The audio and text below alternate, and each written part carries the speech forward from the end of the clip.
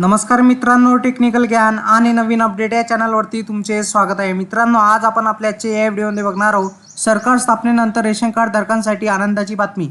घेण्यात आला मोठा निर्णय, काय असणार चला तर जाणून घेऊया। मित्रांनो, जर आपल्याकडे रेशन कार्ड असेल आणि आपण सरकारकडून मिळणाऱ्या मोफत अथवा स्वस्त रेशन योजनेचा लाभ घेत असाल तर ही बातमी खास आपल्यासाठी आहे। मोदी सरकारने आपल्या तिसऱ्या कार्यकाळात रेशन कार्ड धारकांना मोठा दिलासा दिला आहे। सरकारने आधार आणि रेशन कार्ड लिंक करण्याची तारीख आणखी पुढे ढकललेली आहे। यावेळी सरकारने 3 महिन्याची मुदत वाढवली आहे। यापूर्वी आधार आणि रेशन कार्ड लिंक करण्याची अंतिम तारीख 30 जून होती, ती आता 30 सप्टेंबरपर्यंत वाढवण्यात आली आहे।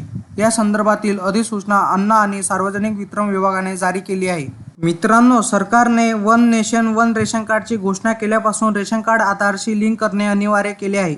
एकापेक्षा अधिक रेशन कार्ड असलेले लोक वेगवेगळ्या ठिकाणावरून मोफत रेशनचा लाभ घेत असल्याची माहिती सरकारला मिळाली आहे। याला आळा घालण्यासाठी रेशन कार्ड आधारशी लिंक करण्यावर भर दिला जात आहे। याशिवाय अनेक लोक मृत व्यक्तीच्या रेशन कार्डवरही लाभ घेत आहेत। यामुळे गरजू लोकांचे नुकसान होते। असे सर्व प्रकार थांबवण्यासाठी सरकारने रेशन कार्ड आधारशी लिंक करणे अनिवार्य केले आहे। मित्रांनो, आधार आणि रेशन कार्ड लिंक करून भ्रष्टाचाराला लगाम घालण्याचा सरकारचा प्रयत्न आहे। महत्त्वाचे म्हणजे रेशन कार्ड आधारला लिंक करण्याच्या अंतिम तारखेला सरकारने यापूर्वी अनेक वेळा मुदतवाढ दिली होती। आता पुन्हा एकदा याला मुदतवाढ देत 30 सप्टेंबर करण्यात आली आहे।